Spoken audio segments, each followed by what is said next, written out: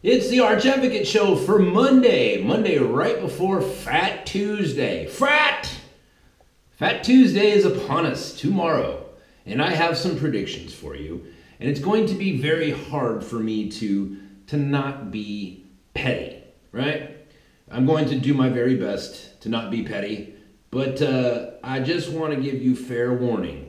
Old Petty Petey is going to be out and in full effect on Wednesday morning. That's going to be the show. That's the one you're going to want to listen to because I'm going to lay out my predictions for tomorrow and why. And then on Wednesday, I'm going to spend no less than an hour gloating about it. Now, let's get down to it. There's a couple of things here. I'm going to make some predictions. I'm going to give you some explanation about how our system works and what I would say has been the temperature of the American people for not just the last 2 years, but nay, probably the last 30, 35 years. But rather than give you my prediction, I want to give you the prediction of one Cenk Uygur of the Young Turks. Is it Cenk Uygur? Uygur? Whatever. Anyways, he's a Turkish guy. I actually have friends from Turkey. Turkish people are good people, but they have a really weird relationship to the truth when it comes to the Armenian genocide. Very like my friends, right? My friends who are from Turkey, they're good friends of mine, right? Muslim people, Muslim guys, and they cannot.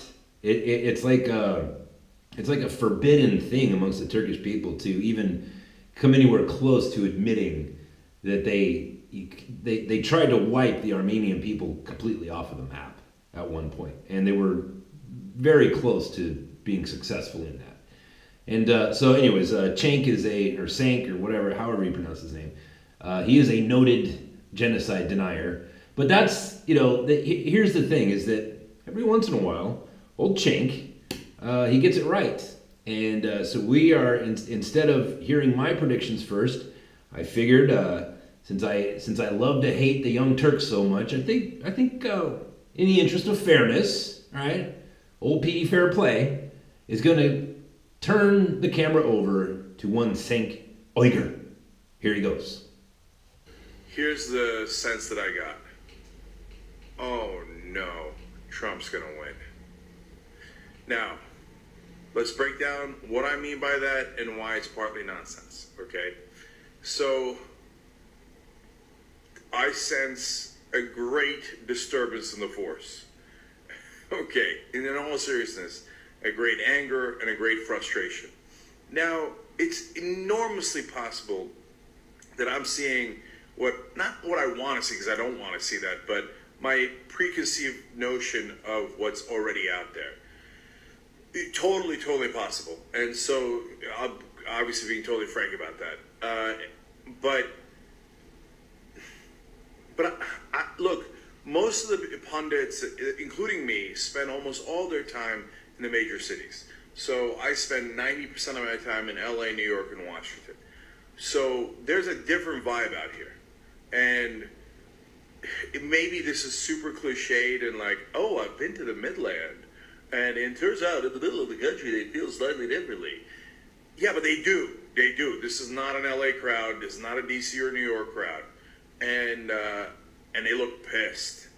So as I overheard people talking, and I know it's super anecdotal. How many caveats can I give to you on this? But I walk out of a sandwich place at lunch, and I swear the first thing I thought was, oh no, Trump's gonna win. Oh Jesus Christ, he's gonna win. Remember, this is Ohio. This isn't any random other place. This isn't Idaho or I was going to say Georgia, although it's not as deep red as it used to be, but Alabama or whatever. And it's not about red or purple. It's about, this is Ohio, the state that decides almost every presidential election. Secondarily, this is not primarily, I thought, these guys want change. They're angry at the establishment. They think Trump's like, well, that guy's plain talking, right?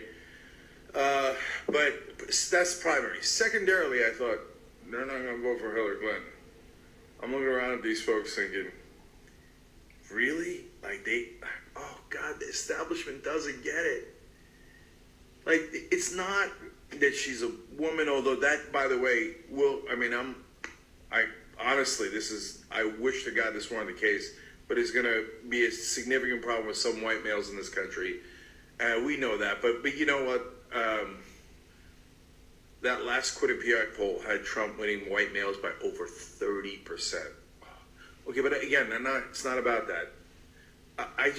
Hillary screams, I am your standard politician. I'm the same politician you've seen all your life. And these folks don't look like they're in the mood for it. What have we done?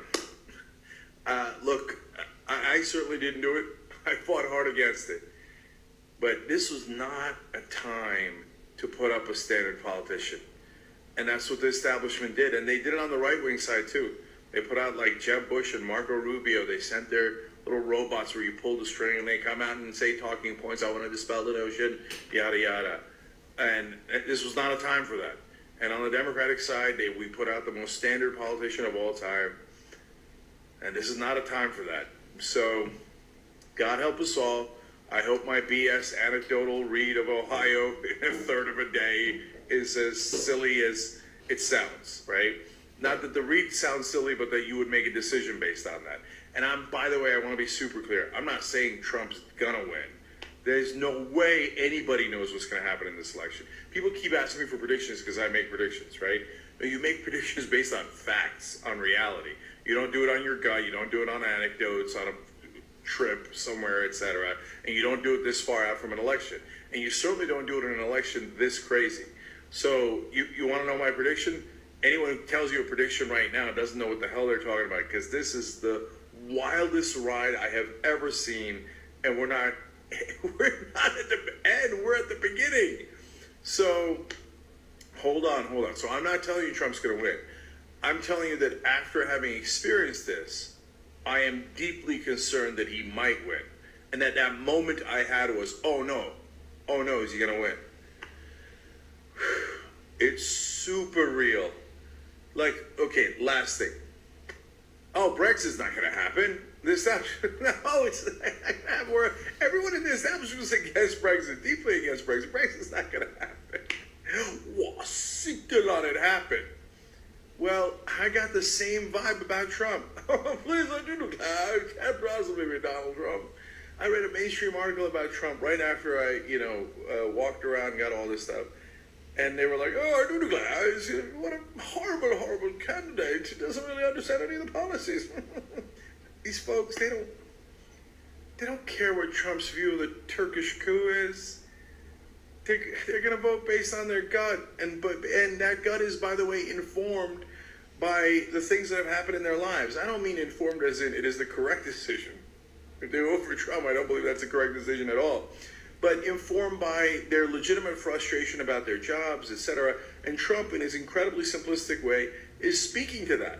He said, I'm going to make America, remember when America was great? Remember when you had a good job? Remember when it paid well? I'm going to bring you back to that. That is an alluring siren call. And, a lot of the people on the coast might think they were far too sophisticated for that. And America is too sophisticated. Get out here, man. See America. It is pissed. Okay. And don't get me wrong. 4 different people have come up to me. There's plenty of Young Turks fans here. They're saying, hey, I love the show, etc. It's not like I'm telling you Ohio is super conservative. And one guy pulled over on the highway because I was crossing the highway because I don't have a car here, so I had to walk somewhere to get a sandwich. And stopped on the highway, saw me crossing, pulled into the Starbucks or whatever to say hi. So this is not just a conservative place. That's not what I'm telling you. I'm telling you the vibe I got was F the establishment. But maybe it's a total preconceived notion. We'll see. I'm super open to it. I'm just telling you what I felt today on the front, and it wasn't pretty. Thank you so much. Now back to me. Thank you so much, Cenk. Now that was Cenk Uygur, Chunk Yogurt, from, I believe, July of 2016. So months ahead of the actual election in November of 2016. So this was his impression going to Ohio right? And I wanted to play this mainly because they just did another video where Cenk comes out and he gives his predictions. But the thing is the way he words it that pissed me off.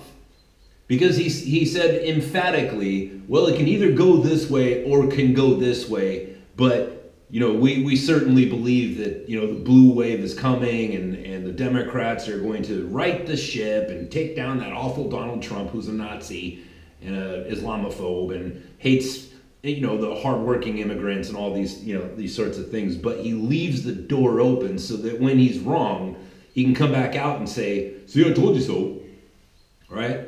But this is a gem of a video that I played, and if you're listening on the podcast and you can't see it, you can see it on my YouTube channel, Arch Advocate, on YouTube. Please hit subscribe. When he made this video, it was a moment of honest appraisal of the situation. Now, I'm going to give my appraisal. Right? Now, historically, the midterms for a first-year incumbent, right? So it's like, Barack Obama in his first term. I said first year, didn't I? First term. George Bush, Bill Clinton, whoever. Historically, these things go against whoever the president is, right? In the first term, the midterms almost always goes against whoever the president is. And right now, there's no margin for error. The Democrats have 49 of the 100 Senate seats, right? And if you include the Vice President of America, Mike Pence, that's just barely over, right? Because the Vice President can come in and break a tie break. If it's 50-50, then the Vice President can come in, give a vote, and then that would break the tie. But there's 49 Democrats sitting in the Senate right now, right? So if you lose any of those seats, even one, then the Democrats have equal power, right? Now keep in mind, the midterms almost always goes against whoever the president is, right? The Democrats have quite a few seats in the Congress, right? The other side of the House. So they have, I think, a 26-seat deficit, right? So if they pick up 26 seats, and then the Congress is split 50-50, Democrats and Republicans, then they can pretty much put the kibosh on anything that Donald Trump tries, right? Now keep in mind, the midterms in the first term of a presidency almost always goes against the president, right? Now, take that fact, put that on one shelf over here just really quick. We're going to come back to that. When it comes to the polling data says that there's a very good chance that the Democrats are not only going to pick up those 26 seats in Congress, but they're also going to pick up a couple of seats in the Senate. That's polling data, right? So take that, put that on another shelf. Now, what we just heard from Cenk from back in 2016, remember back then. Remember how the news kept telling you, well, the polls keep saying Hillary Clinton has a 91% chance of winning. The polls say. Now, I've made this abundantly clear. People who answer polls are the type of people who answer polls. Do you understand what I'm saying? Republicans typically and notoriously don't answer polls. And do you want to know why? Because Republicans tend to have families and jobs. We go into the supermarket, maybe the Whole Foods, maybe Sprouts, whatever. If you're from California, I don't know if you have Sprouts where you guys live. Jimbo's, which is another. It's like imagine if Whole Foods cost 3 times as much. In San Diego, there's a chain of stores called Jimbo's, and that's what it is. It's like Whole Foods, only it's like 3 times as more expensive. But they sell really good stuff. Anyways, Republicans go into we go shopping, we go to the store, and there's some pink dreadlocked hair, white girl right? She's got dreadlocks and they're pink, and she's kind of cute because she's 20, right? And she's wearing flip-flops, and she smells like patchouli oil. And she says, "Excuse me, Sarah, can you answer this poll question?" It's like, no, I have kids at home. My wife is waiting for me so that I can come home and I can mow the lawn, rotate the tires, change the oils, shovel the snow, whatever. I got stuff I gotta do. No, I don't have time to answer your stupid poll, which is meaningless. It's meaningless. It's not voting. It doesn't count towards anything. It doesn't count towards anything. I hear people saying, well, it's part of your civic duty to answer polls. It's like, no, it's not. Those polls don't have any influence on the outcomes of elections. And if you don't believe me, remember, the polls said Hillary Clinton had a 91 or 92% chance of becoming president. That's how significant polls are. Secondly, right, polling data, it's like you hear people say like liberals love to say that Denmark and Sweden are socialist countries when there is no possible way to say this any more clearly than no, they're not.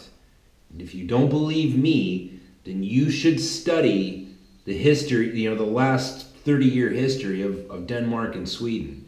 You should look at what the leader of Denmark, when he came out and rebuked Bernie Sanders and said, like, dude, stop saying that we're socialist. We're not socialists. Sweden, they tried. They gave it the old college try. They tried to become socialist, and then when their economy began collapsing, they said, okay, all right, let's just go back to the way we were doing it. And they completely reversed, right? But Democrats and liberals and progressives, or however you want to label them, they always like to say like, oh, but these people statistically are very happy. They're happier compared to other people. It's like, happy. Did you plug the happy meter into them? What does that even mean? It's like, if you're taking poll data on who's happy and who's not, it's like, well, if you stand outside of Disneyland and only ask people that are exiting Disneyland, like, hey, can you answer my poll really quick about the happiness of your life? It's like, you're going to get a very slanted view. It's like, of course I'm happy, dude. I was just on the Pirates of the Caribbean. I was just on Space Mountain. Like, I'm happy. My kids are all jacked up on sugar. They're about to get into the back of the car and pass out. I'm going to have a moment of something. Yeah, of course I'm happy. Or you can stand outside of a funeral home and poll those people. Hey, are you happy? Are you generally happy in your life? And you're going to get very slanted. You don't know, like when you ask people like, are you happy? Like you have no idea what that person's going through. You have no idea if like that person, like if I come up to you or you come up to me and I just had the best day of my life, I'm going to be like, I'm going to give you very slanted details because it's like, yeah, right now I'm extremely happy. How do you judge the happiness of an entire nation? This is what I'm saying, like poll data. It's horribly flawed, and also people that answer polls are the type of people that answer polls, right? People that do that are like the same people that take 5 trips to the, when you go to Costco and then it's, they got the little free mini tacos because they want you to buy a box of the mini tacos. People that answer polls are the same people that circle back around to that table 5 different times and try to fill up on tacos. You know what I mean? They're not. They are the type of people that answer polls. They're the type of people that talk crap to other people on social media, right? They're those kind of people. They're people who don't have lives. They don't have anything in their life that makes them feel alive. Republicans are notoriously absent when it comes to answering polls because we have stuff we got to do. I've got a wife. I'm about to have my second child. I don't have any time for you. I don't have time for you, purple-haired dreadlock patchouli lady. What do you think? Just because you're cute and you're standing there wearing your flip-flops, like wearing your, with your little coexist tattoo on your arm, you think I've got time for this? I don't have time for this, dude. I got a family. My lawn needs cut. My leaves need raked. I got to get up on the roof and empty out the gutters. God, we don't have time for this, right? But people who do answer polls, they've got all the time in the world because they don't have any responsibilities. They don't have anything that ties them to the the visceral nature of life. All they have waiting for them is Call of Duty and Cheetos. You know what I mean? Like polling data.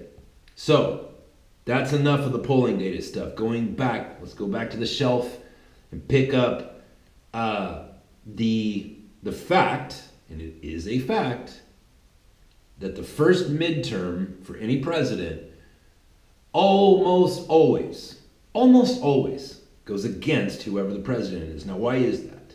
Right? Well, the fact is there's a lot of different opinions on this, but I think, the old saying is true. Like, whatever the most easiest answer is most likely the right one, right? And the fact is people don't like change, right? We don't like change, and we only change if we're forced to. And that's why, like, going back to, right, like Ronald Reagan became president in 1980, right? And from that day until George Bush Sr. left office, that was 12 years. Republicans were in office for 12 years. And then it was 8 years Democrat with Bill Clinton. And then it was 8 years Republican with George Bush. And then it was 8 years with Barack Obama, and now we have Donald Trump. So there's a pattern there, right? People get, we want change, but we don't really want to affect it because we have our own lives and we already have like a natural aversion to change. So we just let Barack Obama sit there, and we let George Bush sit there and piss all over the Constitution, and we let Bill Clinton sit there and rape 16 women. We just let him do it. Because it's like, I don't want change. I don't want change. I don't care. Like, Bill Clinton's a different guy. I've never met him. If 16 women accuse him of rape, I don't know those women either. So we're just going to let him sit there. George Bush comes into office. We're attacked in September of 2001. George Bush, signs the Patriot Act, which encroaches on a great many of our freedoms. And then started a war for the first time in American history where we were the aggressors. Where we went into Iraq and we started a war. That's never happened in U.S. history until George Bush. But we didn't do anything because it's like, well, he's the president. I don't want to change nothing. I've got my yard that I need to mow. I got stuff I got to do. So the reason why the midterms tend to go against the president is because people don't like change and they don't like the new guy, right? Nobody likes the new guy. Nobody likes change. Nobody likes to be forced to change. And anytime a president takes over, from another president, that's change. You can go back through the currency charts, right? And you can look. There's always a dip in the value of the dollar anytime a new president takes over. That, you want to know why? Because people are fearful of the new guy because he's not been in office yet. He hasn't set any economic policies. It's a big mystery. And so what people do is they run away from the dollar because it's like, oh, we don't know what's going to happen. People fear change, right? That's why historically the midterms go against the new president. However, there is good reason to believe that this one will be another exception. There's as I keep saying, it happens almost always. Almost always. The midterms almost always. But not quite always. Not always. Almost always. And there's a big difference between that because as we just heard from Cenk Uygur, the thing is that people are sick and tired of what's happening. The gross miscalculation on the part of the Democrats and the progressives is going to be reflected in what happens tomorrow. And there's a lot of things that can happen. George Soros is paying for a caravan of migrants to come up here. Let me read you this here real quick. All of a sudden, thousands of Guatemalans and Hondurans decided to walk 1,500 miles. Let me just stop right there and tell you, as somebody who has walked 1,500 miles and more, it's a hell of an endeavor. They went and bought themselves backpacks. They arranged for food for 12,000 meals every day for 2 months. Get money for travel expenses. Have drinking water for 4,000 people every day times 60.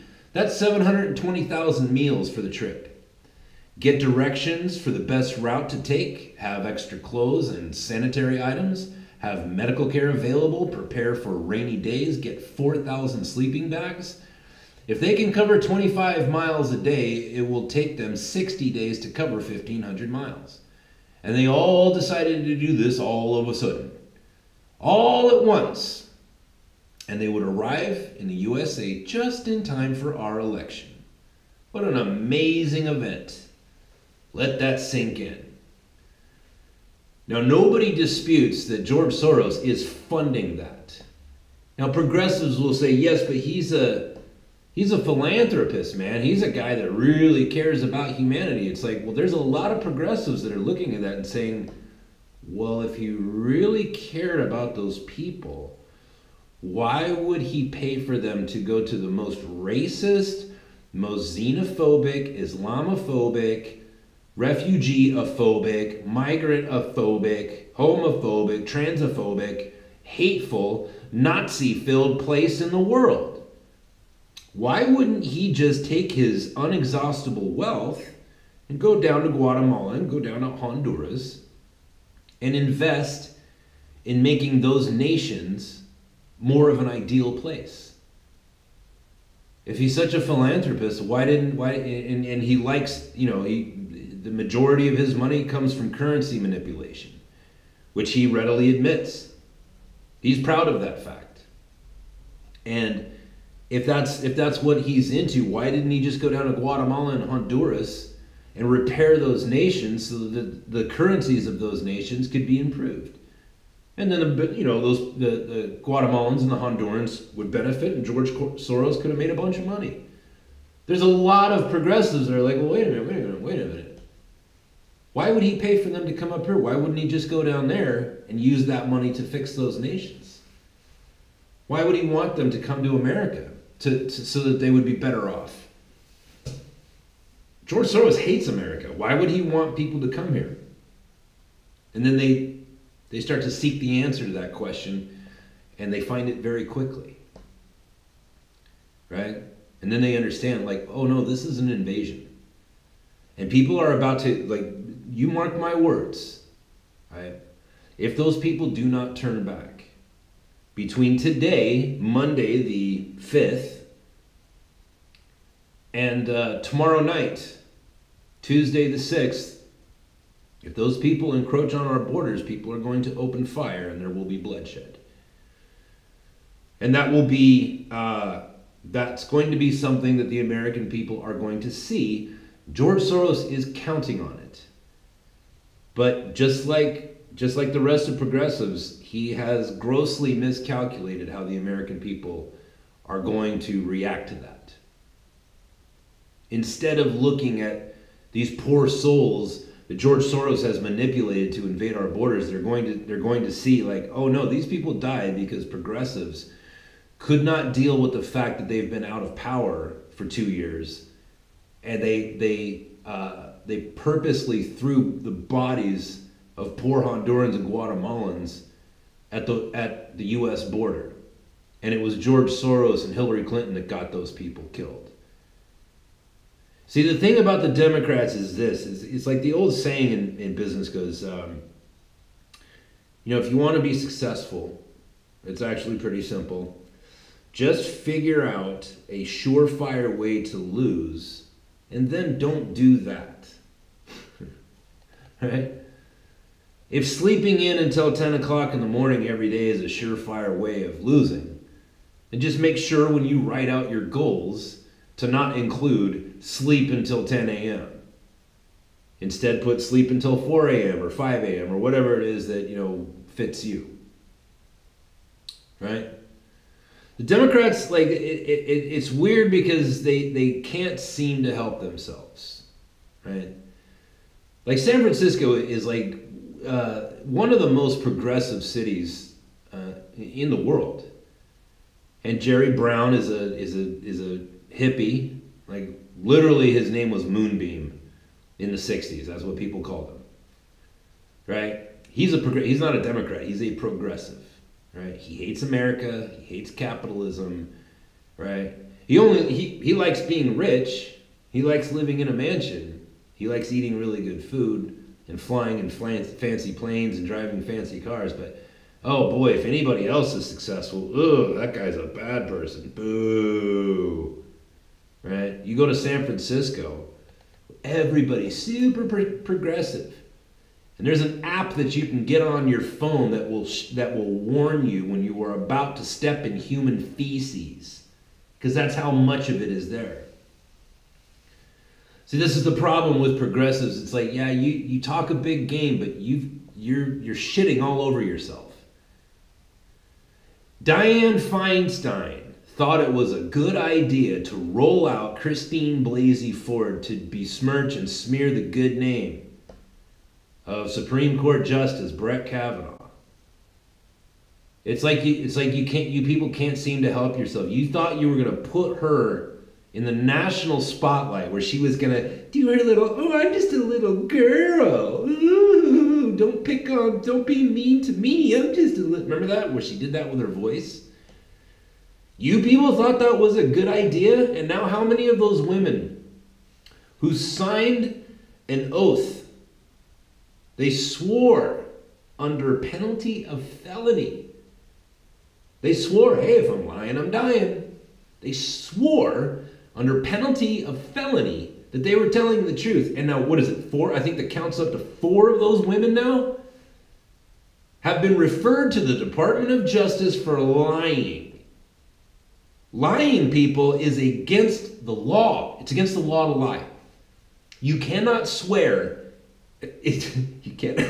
In our legal system, you can't swear and then tell a lie. Because if you get caught, that's a felony. A felony. Not a misdemeanor. Not a warning. It's a felony. You know what happens when you get a felony? You're not allowed to vote for president anymore. You're not allowed to own a gun. There's a lot of stuff you can't do. And it follows you for the rest of your life. These women, these 4 women, their lives are damaged, and this is what this is you choking yourself to death, progressives. These 4 women that have been referred to the DOJ, if they get convicted of that felony, their lives are over, and you did it.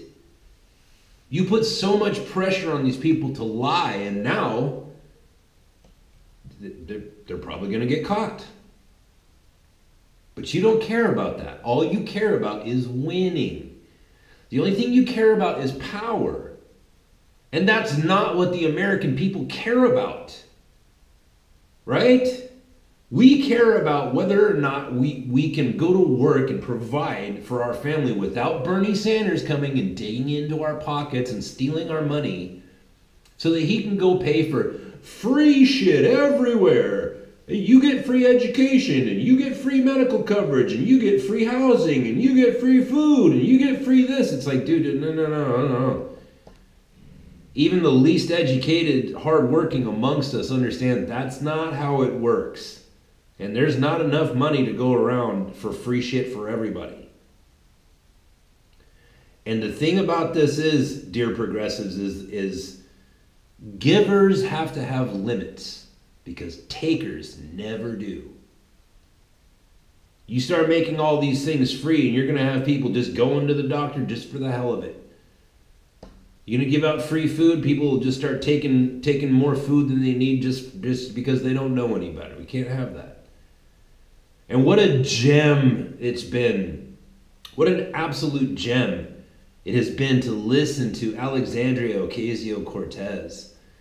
A 28-year-old bartender She graduated college 6 years ago, right? She's been out of college for 6 years and she's still working a college job, bartender. And you guys decide to put her on the national stage to talk about economics? Oh boy, I'm going to miss that. All of us on the right, we're all going to miss her so terribly. Because every time she opens up her mouth, it's like living comedy. It's like watching a train wreck, only you're not actually concerned that anybody's going to die. Right? What do they say about train wrecks? It's like, you want to look away, but you can't because it's a train wreck. Like, you have to watch it. And watching Miss Cortez bumble and stumble like, oh, it's just $30 trillion, just talking about $30 trillion like it's nothing. Thank you, Democrats. Thank you. Like the gifts that you've been giving us for these last 2 years, it's been wonderful to watch you people shoot yourselves in the foot. Okay, gun control, right? Now, whatever you think about gun control, dear progressive, the fact is, right? Remember how I was saying almost always, the midterms always goes against the new president? Well, here's one thing that always happens. Always, always, always happens.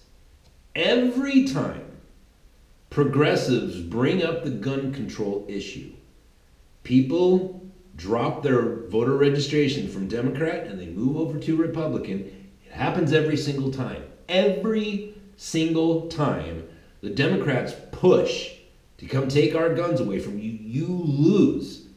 It's a loser for you. It happens so consistently that it boggles the mind why you keep doing it. Because every time you do, you lose. And what are you doing right now? Pushing for gun control right as you're going into the midterms. Not a good play. And you can sit there and say, well, I wish that there was no such thing as guns. Yeah. We all wish that there was no such thing as violent people or weaponry of any sort and that just, meat just grew on trees and whatever. But the fact is there are guns. And in America, there's more guns than there are people. You start talking about taking guns away, it's like, okay, come get them. You come to my house. Try to take my guns. See what happens. Multiply that by 340 million and then take that and multiply it by 2. That's how many guns there are. That's what you're up against. You think you're going to come and take them? No. Oh, no. Now, you could make the argument like, oh, you're going to stand up against the U.S. military? I served in the Marine Corps. I am quite safe from my brothers and sisters in the armed forces. No, it's you. It's you. I have guns because of you. My guns are not to fight my military. My guns are to fight my fellow citizens. Right? It's not the military that's going to come to my house, try to knock down my door. It might be local police, right? Like in Portland, the police there have, even the good ones, whatever, have decided to obey this communist mayor of theirs. But it's like those situations are very rare. The point is that you're losing. And you're losing big. And the thing about the midterms this year is there's something that you can see that's visible. Like Cenk Uygur was saying, hey, I went to Ohio. And he said in that video, like, I spend 90% of my time in LA and New York and DC.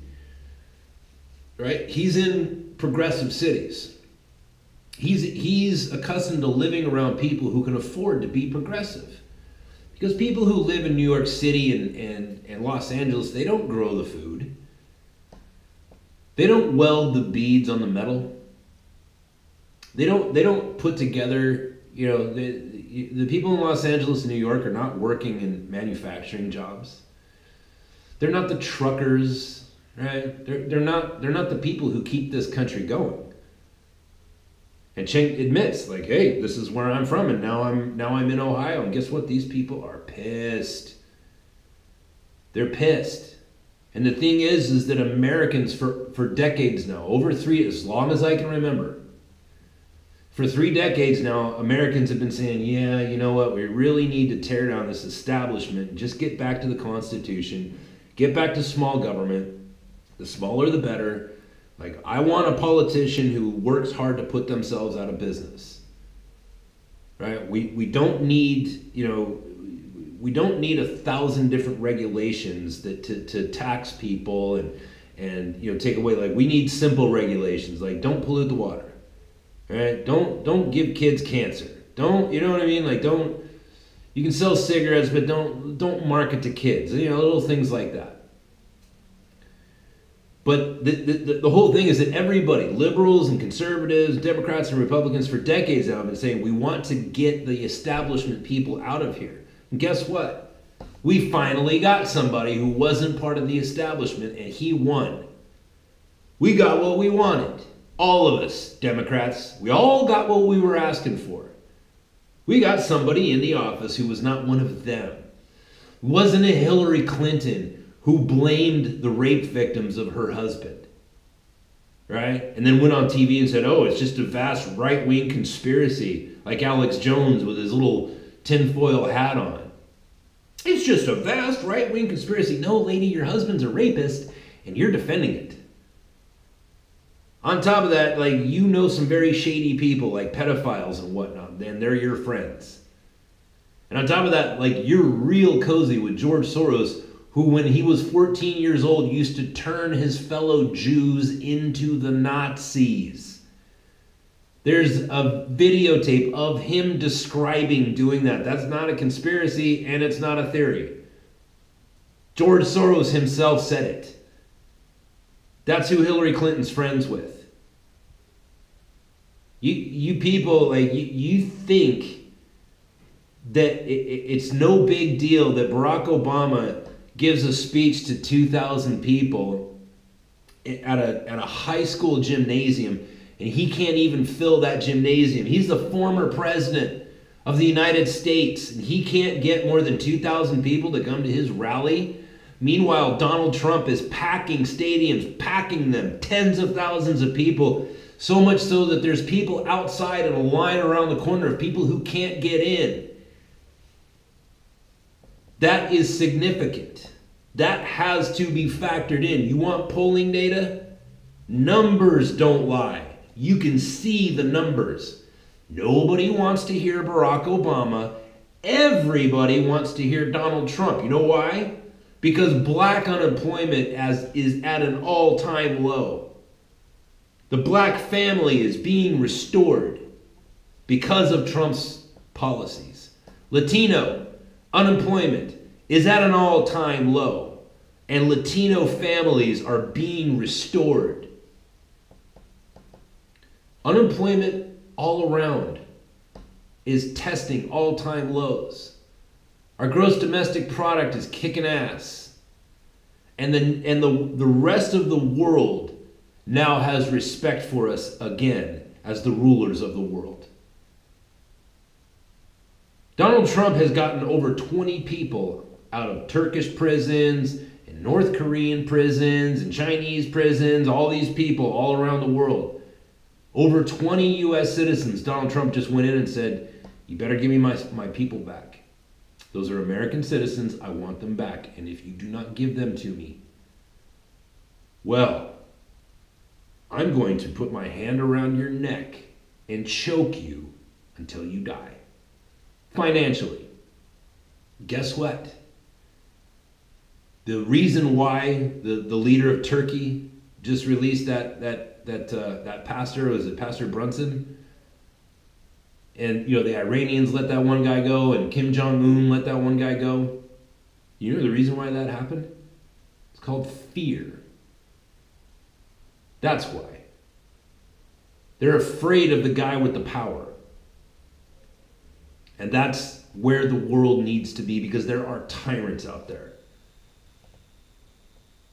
And we don't need politicians in the White House whose only concern is power. The only thing that they want is power for themselves. Power because their ego demands that they control the lives of other people. We've got a president who doesn't care about that. He just wants to restore America so that we can all go back to doing what we're good at, and that's making shit and making money. The Democrats, you people, have so grossly underestimated like the significance of the fact that every time you see Donald Trump at a rally, there's tens of thousands of people there. Turn on the TV and see Barack Obama at a rally. He can't even fill up a high school gym. You turn on, Ocasio-Cortez the other day was doing her little speech. There was one person in that audience, and that person literally looked to be over 100 years old. You don't think that's significant? No. Nope. There's a big red wave coming tomorrow. A big red wave. And yes, your George Soros, your plan to get those migrants to the border so that there will be bloodshed, that part of it's going to work, but boy, your estimation of the reaction of the American people to that, I don't think that that's going to go the way that you think it's going to go. Here's another thing too.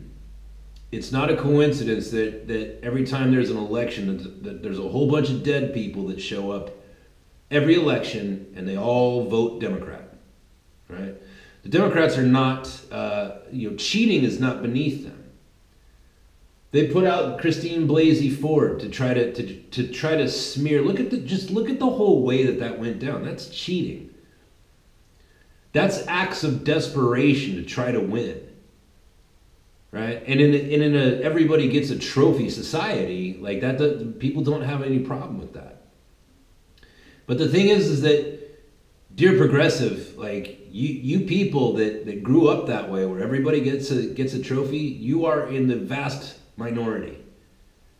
You don't represent America, right? Not all of America did that. In fact, very little. In fact, it was pretty much just your neighborhood, right? When we see people cheating, like the way Dianne Feinstein rolled out Christine Blasey Ford, we see like, oh, you're desperate. When we see Hillary Clinton, whose entire platform of running for president was, I'm a woman, that's why I should be president. And then you people said, yeah, that's right, and if you don't vote for her, then you hate women. Also, you hate black people. Also, you hate Mexican people, and trans people, and gay people, and anybody who's different than you people. You're the party of hatred. No. That's why you lost. That kind of thinking is why you lost. So, Cenk Uygur, thank you for your prophecy back in 2016. That's right. Oh no, there is a disturbance in the Force. The Jedi are back. The Jedi are back. The good guys are back. And your time is over. I simply cannot wait to produce my gloating video talking about how Beto O'Rourke lost and who it was that Ocasio-Cortez lost to. Did you know that the incumbent, like the person that she won the right to run against as the congresswoman for her district, that guy that's actually still the congressperson of that district, he can still win, believe it or not. And I sincerely hope that he does. I don't like him. He's a Democrat. He's a piece of garbage. But I want Democrats I want that to happen so that Democrats can see like, no, your party is corrupt. And they don't care how you vote. Your vote doesn't count in the Democrat Party. People voted to run Bernie Sanders for president, and the Democrat Party said, nope, we're running the one with the vagina. Because she has a vagina. We're going to tell the American people that if you don't vote for the vagina, well, then you must hate vagina. I'm with her. That was her whole thing. I'm a woman, so vote for me. That was her entire platform. There was nothing, she didn't run on, we're going to change campaign finance, we're going to make it illegal to perform what's called gerrymandering, we're going to cut funding to the military because, for God's sakes, we're just putting too much money in it. She didn't run on any of that stuff. She had no platform other than I hate conservative Christian white people. Men. That was her whole thing. And now what is Beto O'Rourke's platform? What has he ever accomplished in his life as a congressman? What are his accomplishments? Take your time. Alexandria Ocasio-Cortez, like, this is what you thought? This was the big winner for you, is just to come out of the closet and say, hey, we're all socialists. Hey, don't worry.